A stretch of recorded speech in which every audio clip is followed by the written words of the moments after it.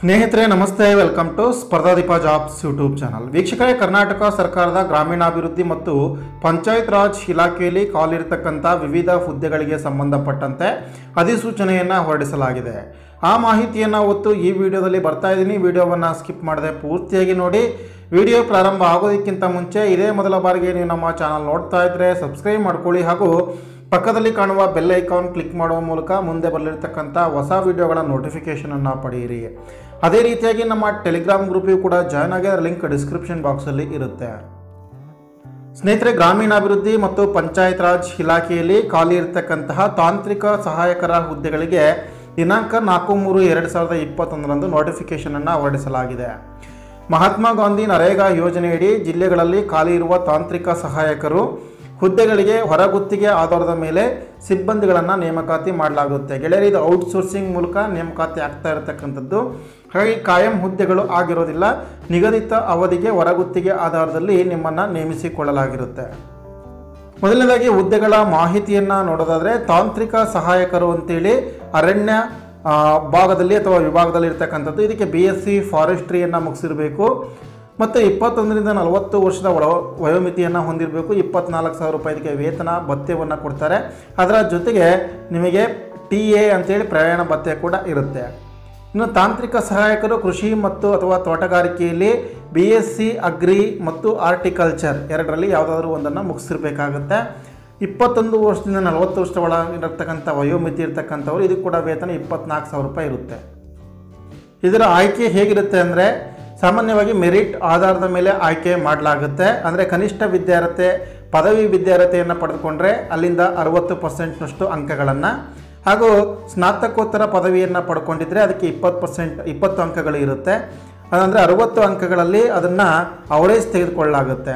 20 ಅಂಕಗಳ ಅದನ್ನು ಕೂಡ ಅವರೇಜ್ ತೆಗೆದುಕೊಳ್ಳಲಾಗುತ್ತೆ.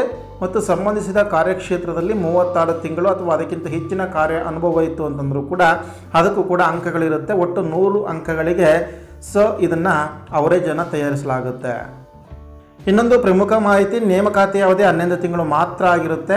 ಇವರ ಕಾರ್ಯಕ್ಷಮತೆಯನ್ನು ಪರಿಶೀಲಿಸಿ ಮುಂದುವರಿಸುವ ಕುರಿತು ಜಿಲ್ಲಾ ಪಂಚಾಯಿತಿಯ ಮುಖ್ಯ ಕಾರ್ಯನಿರ್ವಾಹಕ ಅಧಿಕಾರಿಗಳು ತೀರ್ಮಾನ ಮಾಡ್ತಾರೆ. ಅಭ್ಯರ್ಥಿಗಳಿಗೆ ಕಡ್ಡಾಯವಾಗಿ ಕಂಪ್ಯೂಟರ್ ಜ್ಞಾನ, ಕನ್ನಡ ಮತ್ತು ಇಂಗ್ಲೀಷ್ ಭಾಷೆ ತಿಳಿದಿರಬೇಕಾಗುತ್ತೆ. ನೇಮಕಗೊಂಡಿರ್ತಕ್ಕಂಥ ಹೊರಗುತ್ತಿಗೆ ಸಿಬ್ಬಂದಿ ವಾರ್ಷಿಕವಾಗಿ 12 ದಿನಗಳ ಸಾಂದರ್ಭಿಕ ರಜೆ ಪಡೆಯುವ ಅರ್ಹತೆಯನ್ನು ಪಡೆದಿರ್ತಾರೆ.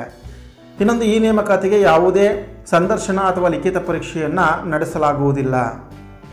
ಅರ್ಜಿ ಸಲ್ಲಿಸುವ ಪ್ರಮುಖ ದಿನಾಂಕ ಅಂತಂದರೆ 10/3/2021 ಅರ್ಜಿ ಆರಂಭ ಆಗುತ್ತೆ. ಅರ್ಜಿಯನ್ನು ಸಲ್ಲಿಸೋದಕ್ಕೆ ಕೊನೆಯ ದಿನಾಂಕ 25/3/2021 ಆಗಿರುತ್ತೆ. ಅದೇ ರೀತಿಯಾಗಿ ಅಭ್ಯರ್ಥಿಗಳ ದಾಖಲಾತಿಗಳ ಪರಿಶೀಲನೆಯನ್ನು 30/3/2020 ಪರಿಶೀಲನೆ ಮಾಡಿ ಮೆರಿಟ್ ಪಟ್ಟಿಯನ್ನು ತಯಾರಿಸಲಾಗುತ್ತೆ. 7/4/2021 ವೇಳೆಗೆ ಅಂತಿಮ ಆಯ್ಕೆ ಪಟ್ಟಿ ಪ್ರಕಟವಾಗುತ್ತೆ. ಹುದ್ದೆಗಳ ಮಾಹಿತಿಯನ್ನು ನೋಡೋದಾದರೆ, ವಿವಿಧ ಜಿಲ್ಲೆಗಳಲ್ಲಿ ವಿವಿಧ ಹುದ್ದೆಗಳು ಇರತಕ್ಕಂಥದ್ದು. ಅದರಲ್ಲಿ ಅಗ್ರಿಕಲ್ಚರ್ ವಿಭಾಗದಲ್ಲಿರ್ತಕ್ಕಂಥ ಒಟ್ಟು ಹುದ್ದೆಗಳು 358. ಅದರಲ್ಲಿ ಈಗಾಗಲೇ ಫಿಲ್ ಆಗಿರ್ತಕ್ಕಂಥದ್ದು 276. ಈಗ ಖಾಲಿ ಇರ್ತಕ್ಕಂಥದ್ದು 82 ಹುದ್ದೆಗಳು ಇದೆ. ಅದಾದ ನಂತರ ಆರ್ಟಿಕಲ್ಚರ್ನಲ್ಲಿ ಸ್ಯಾಂಕ್ಷನ್ 217 ಇದ್ದರೆ ಈಗಾಗಲೇ ಫಿಲ್ ಆಗಿರ್ತಕ್ಕಂಥದ್ದು 155. ಈಗ ಕಾಲ್ ಮಾಡಿರ್ತಕ್ಕಂಥದ್ದು 62 ಹುದ್ದೆಗಳಿಗೆ.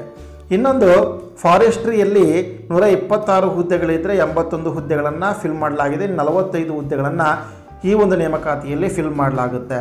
ಸ್ನೇಹಿತರೆ, ಎಲ್ಲ ಜಿಲ್ಲೆಗಳಲ್ಲೂ ಹುದ್ದೆಗಳಿದ್ದು ಹುದ್ದೆಗಳನ್ನು ನೀವು ಅರ್ಜಿ ಸಲ್ಲಿಸ್ತಕ್ಕಂಥದ್ದು ಹೇಗೆ ಅಂತಂದರೆ, ನೀವು ಅರ್ಜಿಗಳನ್ನು ಜಿಲ್ಲಾ ಪಂಚಾಯತ್ನಲ್ಲಿ ಸ್ವೀಕರಿಸಬೇಕು. ಅಂದರೆ ಅವರೇ ಒಂದು ಅಪ್ಲಿಕೇಶನ್ ಫಾರ್ಮೆಟನ್ನು ಕೊಡ್ತಾರೆ.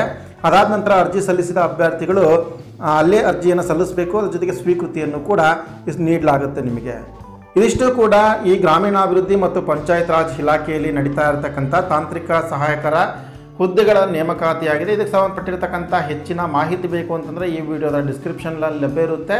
ಸೊ ನೀವು ಅಲ್ಲಿ ಮಾಹಿತಿಯನ್ನು ಚೆಕ್ ಮಾಡಿ ಮತ್ತು ನಿಮ್ಮ ಸ್ನೇಹಿತರಿಗೆ ಕೂಡ ಈ ಒಂದು ಇನ್ಫಾರ್ಮೇಷನನ್ನು ಶೇರ್ ಮಾಡಿ. ವಿಡಿಯೋ ಇಷ್ಟ ಆಯಿತು ಅಂದರೆ ಲೈಕ್ ಮಾಡಿ. Thank you.